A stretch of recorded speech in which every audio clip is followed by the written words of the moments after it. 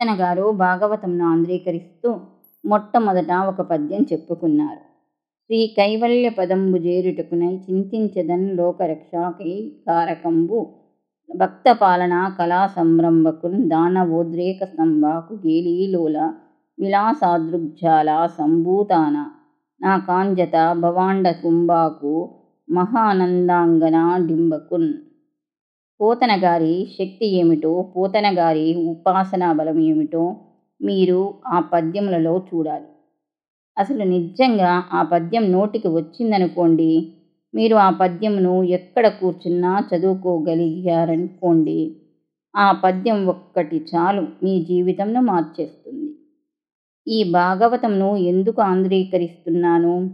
ఈ భాగవతంను ఆంధ్రీకరించి రాజులకు గాని లేక ఎవరో జమీందారులకిచ్చి వారి దగ్గర ఇనాములు పుచ్చుకొని నేను ఏదో పాముకోవాలనే తాపత్రయం నాకు లేదు అన్నారు. ఈశ్వరుడి గురించి చెప్పుకున్నారు. కైవల్యము అను మాట అద్వైత సాంప్రదాయమునకు చెందింది.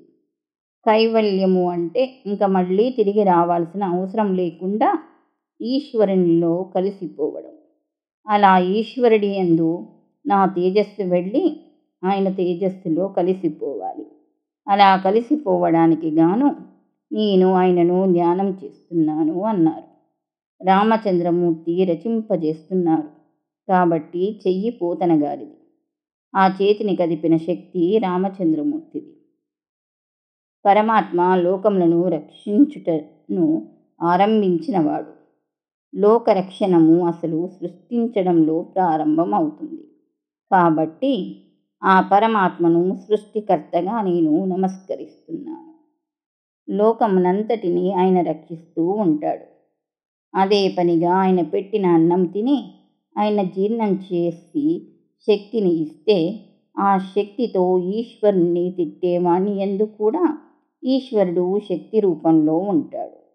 కానీ తనను నమ్ముకొనిన వాళ్ళని ఈశ్వరుడు ఉన్నాడు అని నమ్మి పూనికతో ఉన్నవాళ్లను రక్షించడం కోసం ఈశ్వరుడు వాళ్ళ వెంట పరిగెడుతూ ఉంటాడు.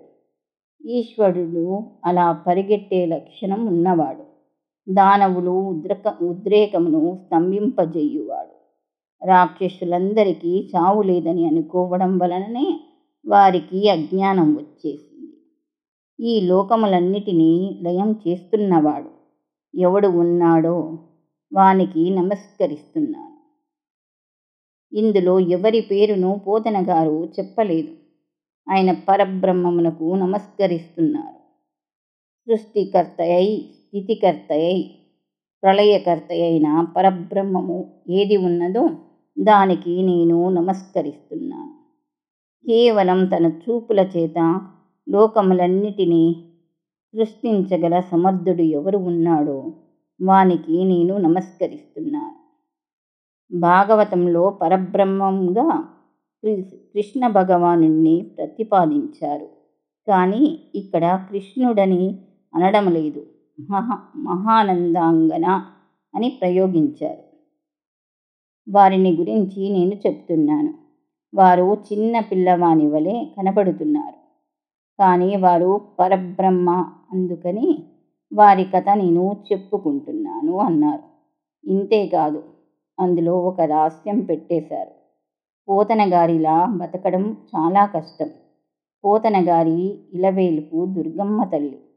పోతన గారు తెల్లవారు లేచి బయటకు వస్తే విభూది పెట్టుకొని రుద్రాక్షలు మెడలో వేసుకొని రుద్రాక్షలు కట్టుకొని ఉండేవారు.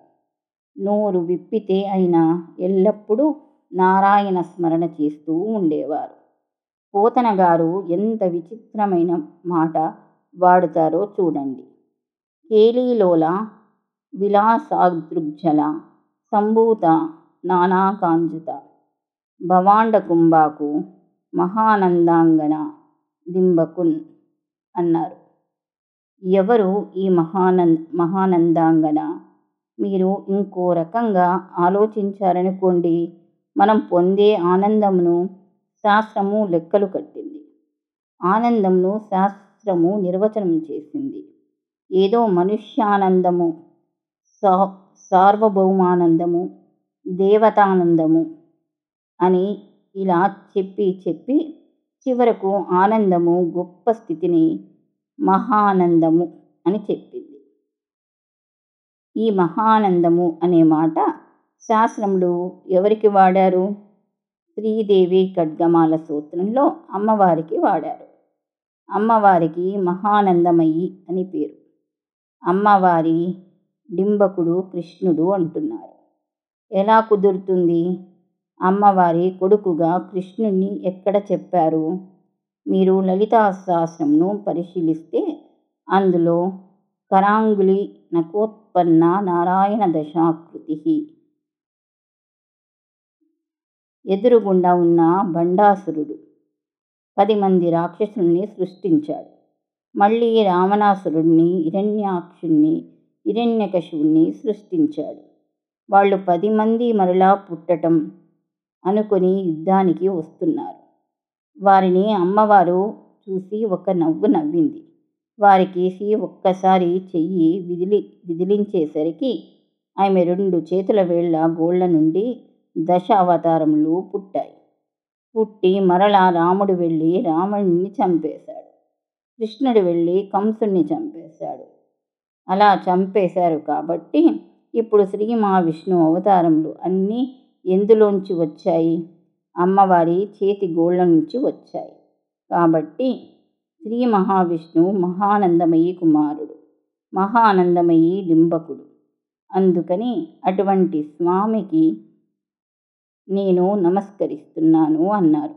ఎందుకు అంటే ఆయన స్వరూపం మహానందం. ఆయన పేరు కృష్ణుడు. నిరతిశయ ఆనంద స్వరూపుడు. పోతన గారు భాగవతంను అంతటినీ రచించి ఒక మంజూషయందు పెట్టారు.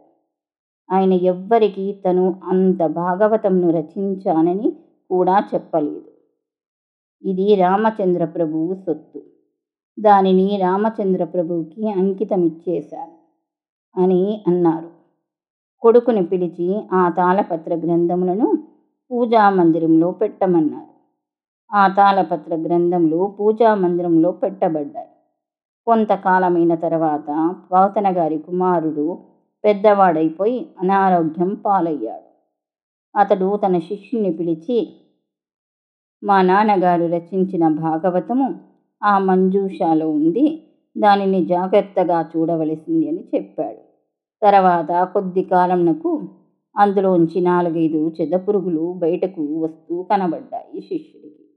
అప్పుడు ఆ శిష్యుడు మంజూషాను తీశాడు. తీసి చూస్తే అందులో ఆంధ్రీకరించబడిన భాగవతం ఉంది. ఇంత గొప్ప భాగవతమని అప్పుడు తాళపత్ర గ్రంథములకు ఎక్కించారు తప్ప పోతన గారు తన జీవితంలో ఎప్పుడూ తను ఇంత గొప్ప విషయంను రచించానని బయటకు చెప్పుకోలేదు. అది పోతన గారంటే. మహానుభావుడు అంత నిరాడంబరుడు. భాగవతము తెలిపి పలుకుట చిత్రంబు. శూలికైనా దమ్మి చూలికైనా విభూద జనుల వలన విన్నంత కన్నంత తెలియవచ్చినంత తేతపరుతూ ఎంత వినయంగా చెప్పుకున్నారో చూడండి. భాగవతము ఎవరు చెప్పగలరు? భాగవతమును చతుర్ముఖ బ్రహ్మ చెప్పలేరు. జ్ఞానమునకు ఆలవాలమైన పరమశివుడు చెప్పలేడు. ఒక్కొక్క కోణంలో ఒక్కొక్క అర్థం వస్తూ ఉంటుంది.